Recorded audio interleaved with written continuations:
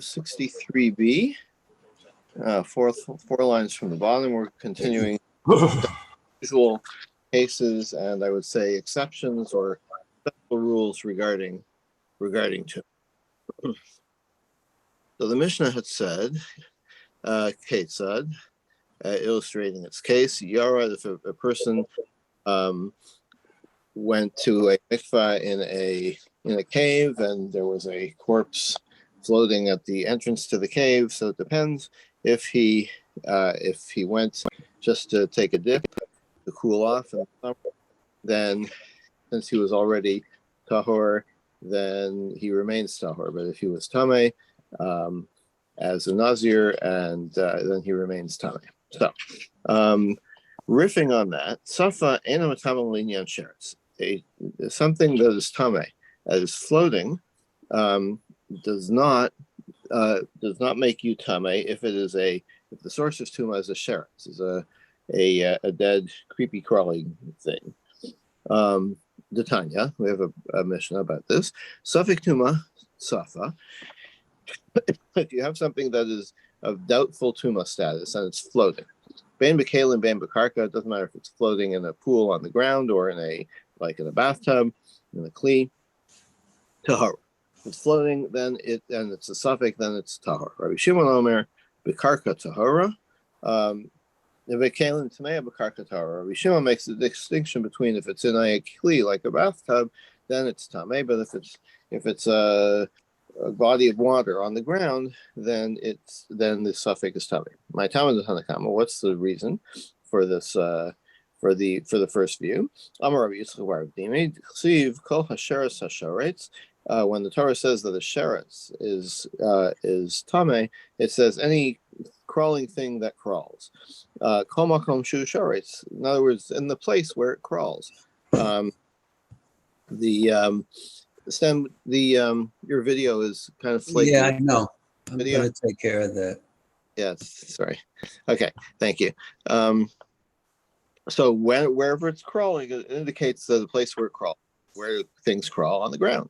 So uksiv al haaretz, and it also says sheretz hasharetz al haaretz, things that are crawling on the ground. Okay, so what are we talking about? Vaday mago tamei. If it's a certain tuma, then it's tamei. Safek mago tahor. But if it's questionable, if it's in doubt, then it's tahor. So it's a little unclear how we get that from these words, but I think that generally, as we saw yesterday, the idea is if you have an extra phrase, then you've got to interpret it some way or another. Rabbi Shimon, my Tama, Rabbi Shimon, who distinguishes between a kli and the ground, between a bathtub and a pool in the ground. Amar Ula says, what's the reason? Ksiv Achmayan, in the same chapter there where the Torah says, however, a pool of water is tahor. That's the source of the idea of a mikvah. Uksiv yitma, and then it's written, and then it says, like the whole verse is, it must be quoted here somewhere. Just a second. A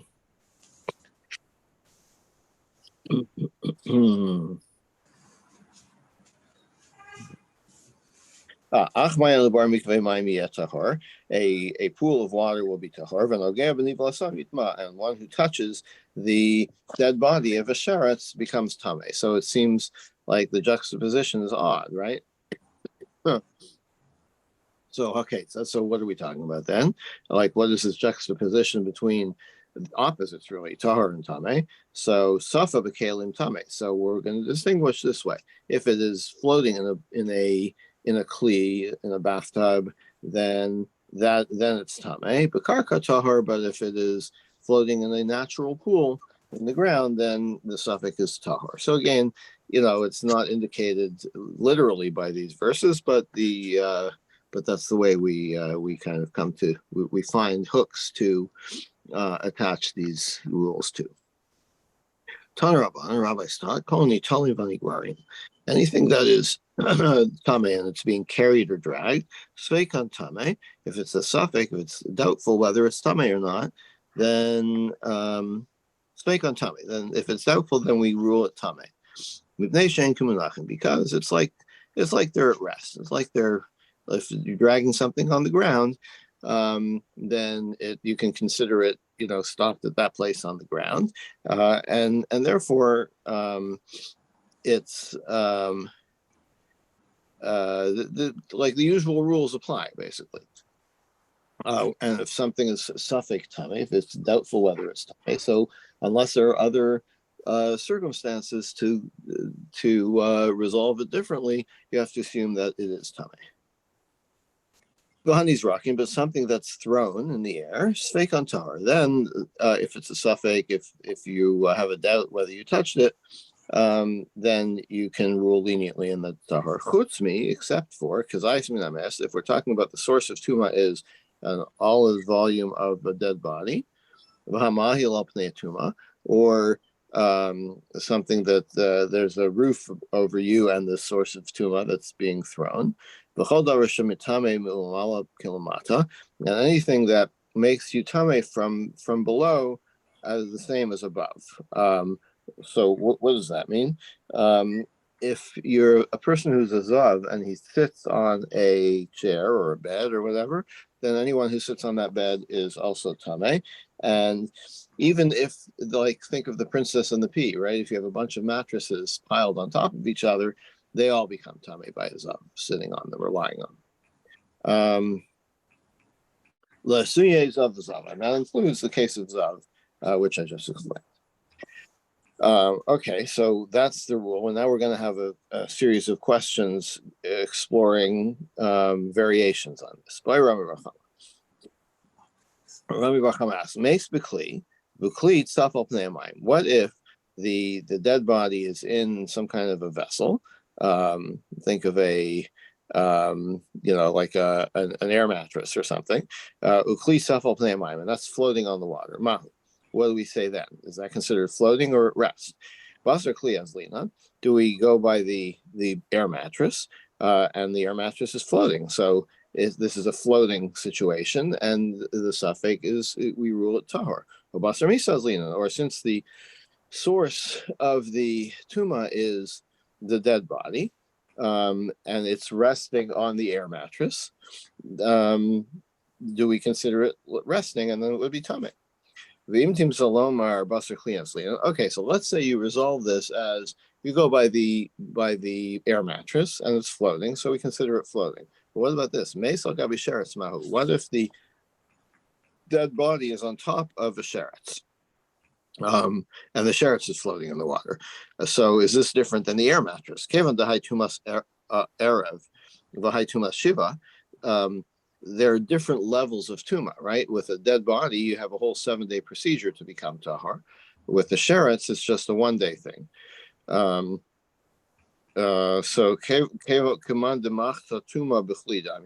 do we consider the sheretz like a kli that's holding the dead body? And so according to the proposed resolution, we would say that that this is considered resting. Or maybe since regardless of the different levels of tuma, this is all one tuma, and the bottom level, the sheretz, is floating on the water. So we'll say everything here is floating on the water, and we rule it tahor. And let's say you resolve this by saying that the sheretz is a separate thing, and so it's like a kli for the dead person, v'tamei vadai, and it's considered definitely tamei. Sheretz lagabi nevela unevela tzafa mahu. What if it's the other way around? You have the sheretz on top of the not other way around, but on top of the nevela. So you have two different kinds of tuma, but they both have the same level of severity in that to become tahor, it's a 1-day procedure.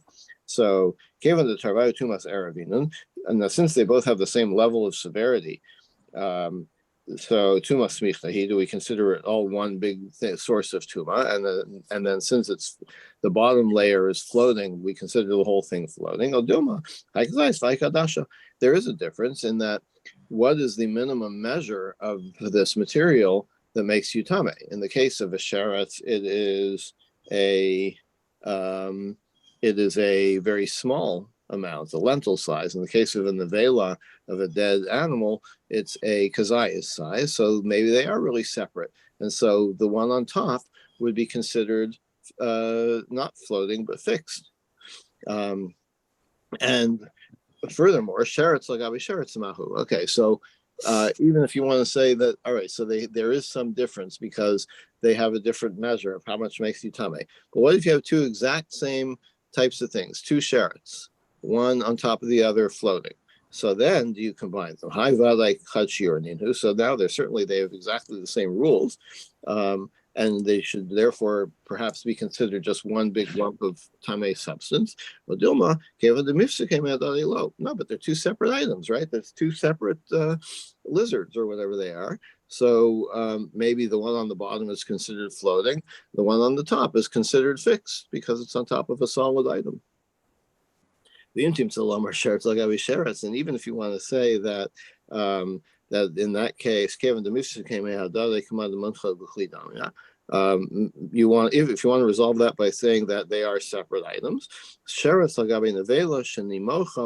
about a sheretz on top of a nevela that has decomposed? So it's not on a solid thing; it's on a mushy, thing that's floating. So now the decomposed nevela is more like a liquid than a solid. So maybe now it combines with the water. So do you say that the sheretz that's floating on top of it, is it floating on a liquid and therefore it's like floating there, so it's floating? Or do you say that the decomposed material is not yet liquid, it doesn't combine with the water, it's a separate thing? So the nevela, decomposed nevela, is indeed floating, but the sheretz on top of it maybe is not considered floating, maybe it's considered on a solid item. Or maybe you say it's like since it's food. Well, food is, I think, as opposed to liquid, I think is what it's trying to say. Since it began as a solid, we still treat it like a solid. Even if you want to say it's still treated like a solid. What if you have a sheretz floating on semen? Okay, so that began as liquid. It's not like solid that decomposed. So do we consider it a separate substance, or is it all one big massive tame substance? And even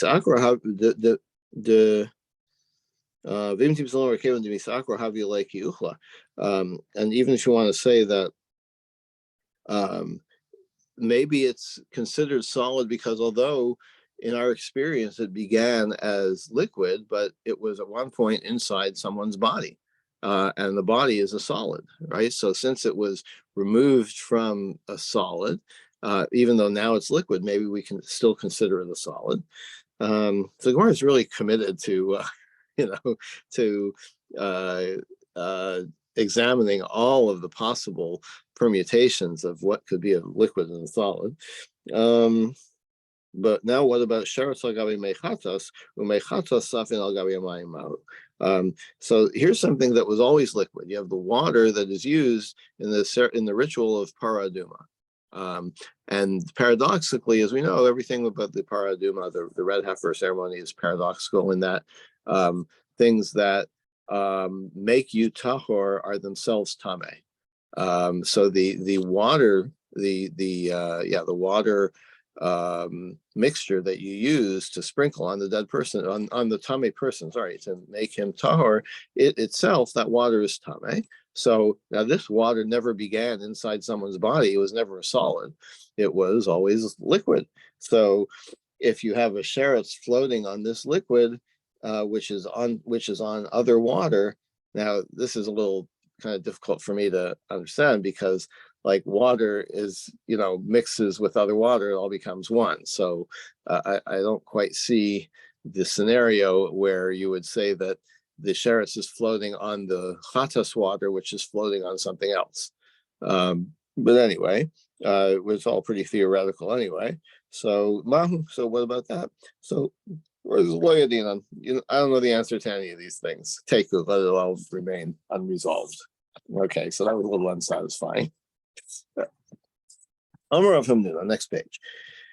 Rav Hamnuna said, Nazir v'yosa Pesach. You have a person who's a Nazir and someone who is bringing a carbon Pesach. Shahalchu bekever hatahom b'shvi shalahem.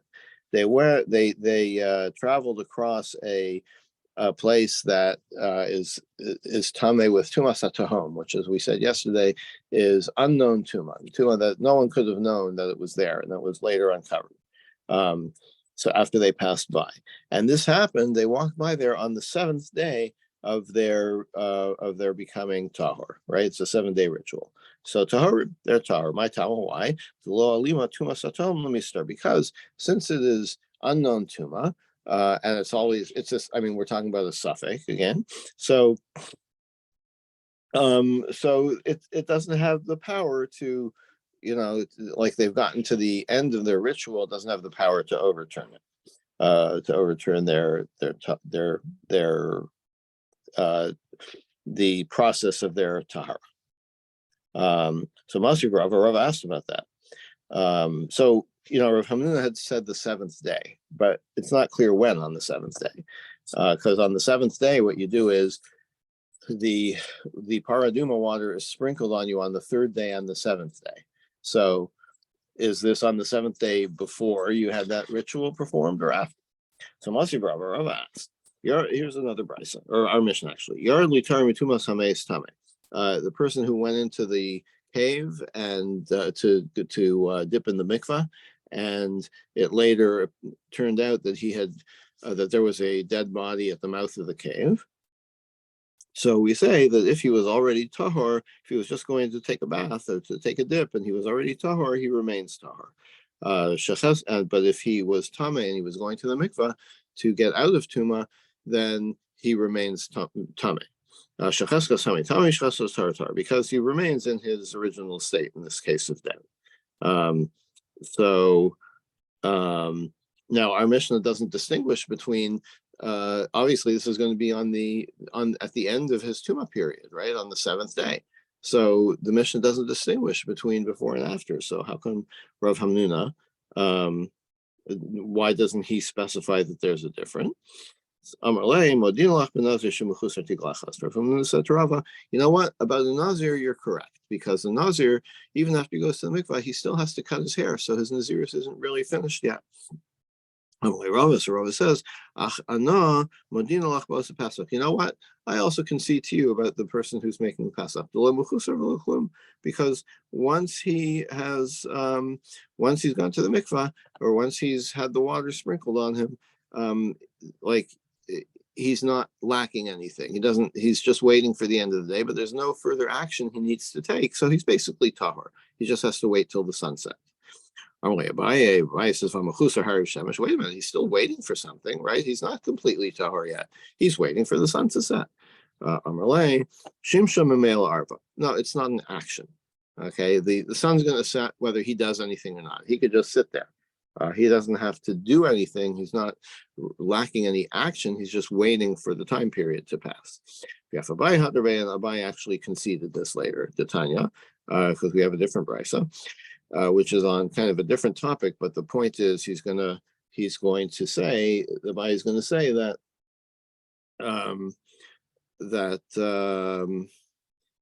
that waiting for the sun to set is not an action that you're lacking. Yom Malos, if a woman is, so the background here is a woman who gives birth, let's say it's a girl, so there's an 80-day period that she's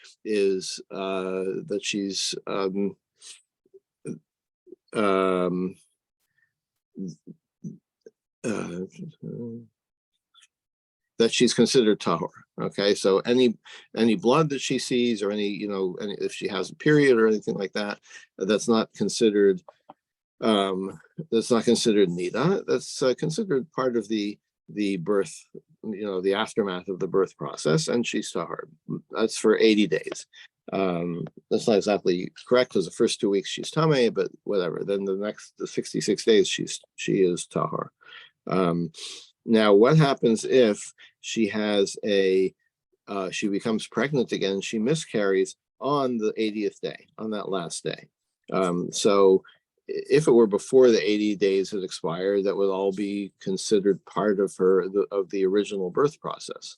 If it's after the 80 days, it would be considered a new event and would require a new period of recovering from birth. What happens on the 80th day? So Yom Los Tavi, if it's on the 80th day, then you do bring another sacrifice. In other words, you do have another period of 80 days. Toch Malos Lo Tavi, but if it happens, if he miscarries before the 80-day period, that's subsumed into the original period. Yachol Lo Tavi Aleda Shalifnei Malos. Maybe this means that that she doesn't. What if you have an actual delivery? 1 second.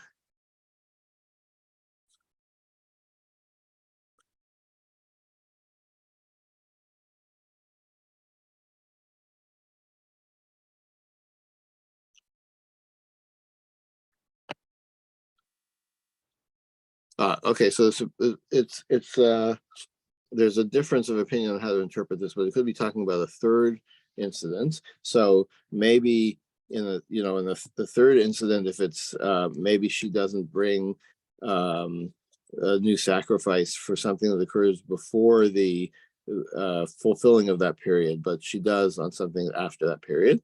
So the Torah Tahara. At the completion of the days where she's tahar, biyom melos tavi, toch melos lo tavi.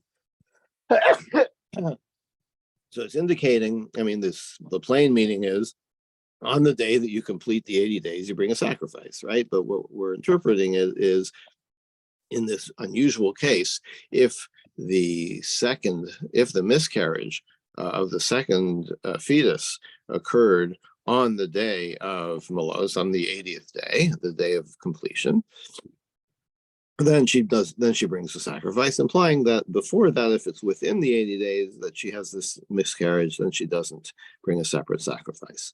Amar of Kahana. Okay, so this indicates that if it happens on that day, right? So she's still waiting for the day to end for her to become completely out of the woods there, right? So similar to our case, it seems like waiting does not there's like no action required, and so there's no difference between between earlier in the day and having fulfilled all the requirements, the sacrifice or whatever it is, or later in the day when you're just waiting for the day to end. So Rav Kahana says no, it could be different in this case. Shani Hachada Mechasra Karban. Here you still have to bring the Karban, the sacrifice. Okay, so.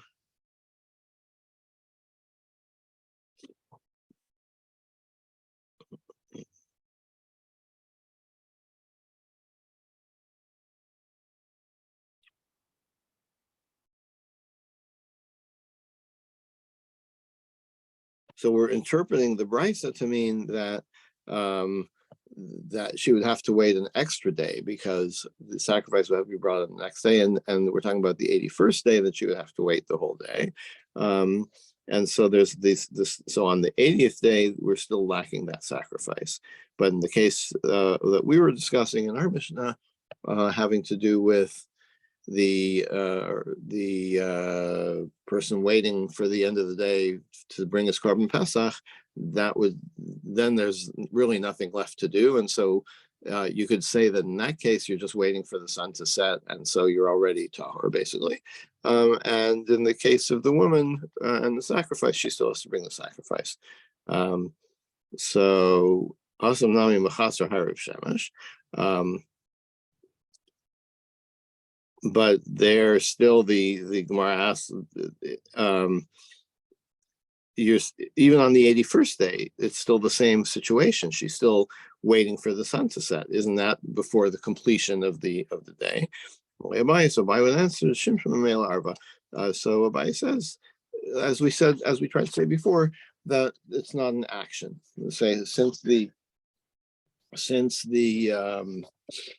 the sunsetting is going to happen by itself. It's not something that you're lacking in terms of something you need to do. Therefore, we're going to consider your process as complete. That's so after you've done the action of the sprinkling of the chatos water or the sacrifice in the case of the woman, you would be basically off the hook and just have to wait to the end of the day. And there's a different rule applies to that case. And we'll stop here, and David will pick it up tomorrow from the mission. Thank you. Thank you, Doug. All righty. Thank you. Have a good day. You too. Yes, have a good day, all.